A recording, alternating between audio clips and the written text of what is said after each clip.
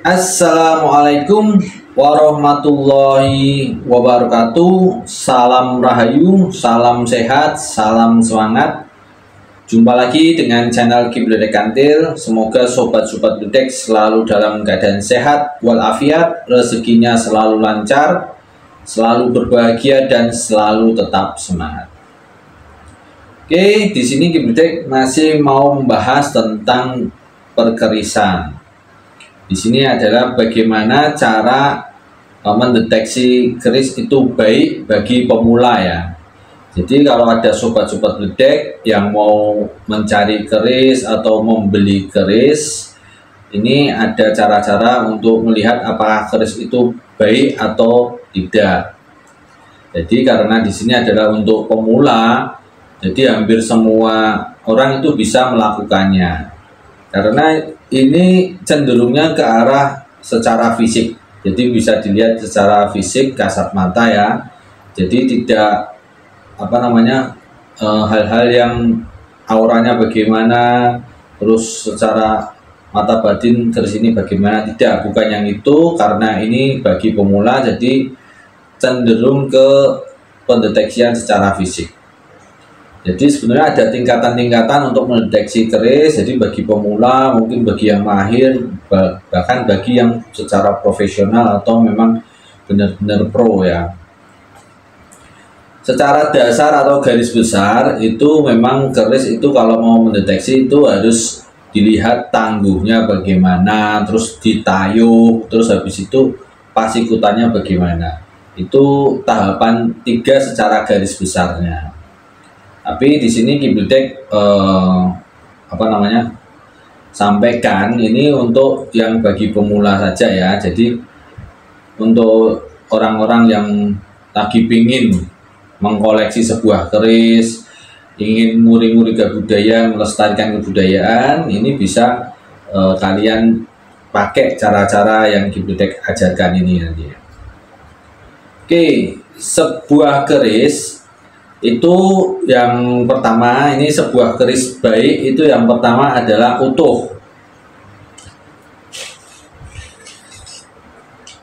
Nah ini ya, jadi yang pertama itu utuh. Kalau lo ya lo-nya utuh, kalau yang panjang atau lurus itu ya utuh, jadi tidak grompel, tidak, secara fisik itu utuh ya. Kalau keris-keris yang kamardikan kebanyakan pasti utuh. Cuma kalau keris-keris sepuh itu agak susah untuk mencari yang utuh. Jadi yang pertama yang harus diperhatikan secara fisiknya itu utuh. Jadi dari bilahnya ini ya, dari pucuk, terus waduk, terus bongkot, terus ganjanya, terus pesinya itu utuh. Biasanya kalau yang sudah sepuh yang hilang itu pesinya jadi pendek sekali.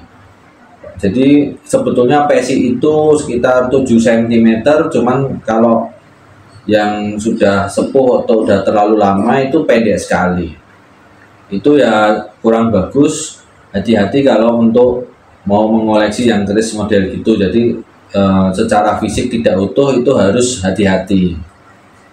Atau ada yang gonjonya hilang juga harus hati-hati, karena itu juga tidak termasuk utuh ya. Meskipun gonjo itu sebenarnya kan terlepas dari bilah keris ya, cuman gonjo itu juga pembuatannya ngambil dari besi dari bilah ini juga. Jadi secara physically itu dilihat utuh, jadi tidak kurang lah. Mungkin kalau mulai agak tergerus zaman, tergerus waktu, mungkin kan besinya mulai agak menipis, itu tidak masalah. Cuman kalau secara garis besarnya utuh dari pucuk sampai ujung pesi ini, pesinya juga masih bagus lah. Mungkin berkurang-kurang dikit tidak apa-apa, warnanya 6 cm dan sebagainya tidak apa-apa. Setidaknya masih panjang, masih bisa untuk dibuat pegangan. Karena kalau yang sepuh mungkin kalau kecil, terlalu kecil kan pegangannya tidak bisa. Kadang malah pesinya hilang, udah tergerus hilang. Oke, habis itu tadi yang pertama kan utuh ya, harus utuh. Yang kedua itu bunyinya itu bunyi harusnya dilepas ya, untuk pegangannya ini, aksesoris ini itu dilepas, jadi tinggal besi, tinggal ininya saja, bilah kerisnya sama peci, sama pokoknya yang berbentuk besinya ya, itu langsung di selentik gini, ting ya. Kalau bunyinya nyaring, bunyi ting gitu ya, kalau dipegang sini ya, terus didengarkan, itu bunyinya harusnya ting, bagus lah, nyaring. Kalau bunyinya nyaring ting, itu berarti kerisnya itu bisa dikategorikan bagus. Jadi tadi dari keadaannya utuh, terus dari bunyinya harusnya bunyinya bagus, nyaring. Ini sebetulnya untuk bunyi juga bisa dijabarkan lebih panjang lagi. Namun karena intinya di sini penjelasan untuk pemula, jadi Kibledek secara garis besar untuk pemula ya. Kalau kalian mau mencari keris atau beli keris. Oke, habis secara fisik utuh, secara bunyi nyaring, ting, lalu dari bau. Jadi keris itu sebetulnya mengeluarkan aroma. Keris itu sebenarnya mengeluarkan aroma.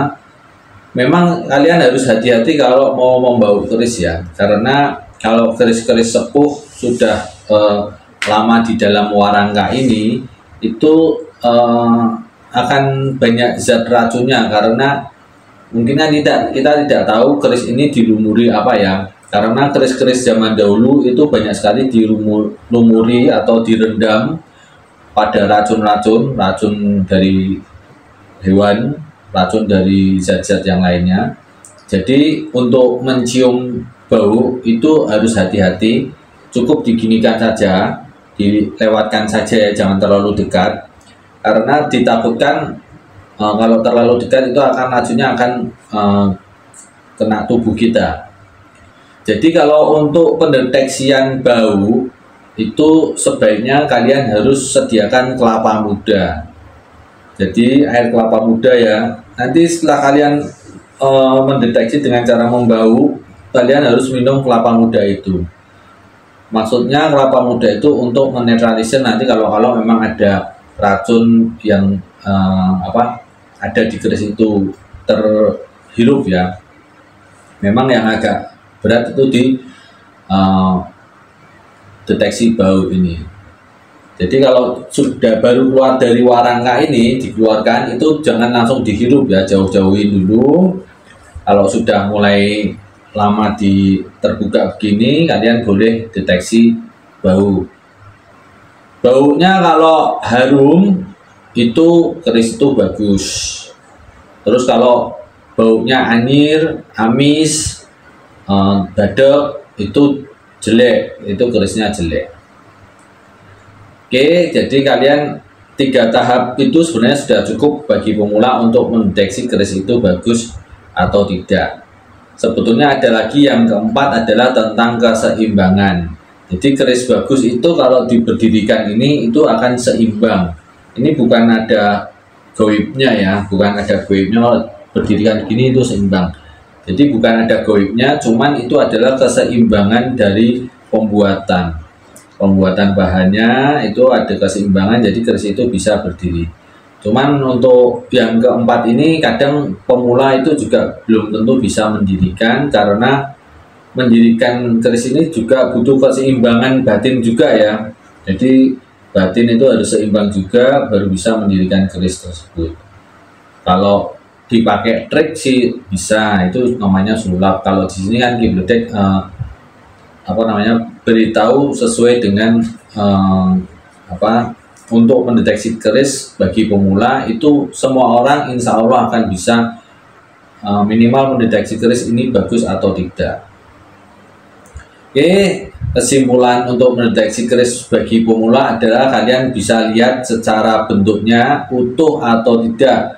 Kalau tidak utuh atau gerumpil atau pecinya udah mulai hilang, itu tidak bagus, lebih baik jangan dibeli.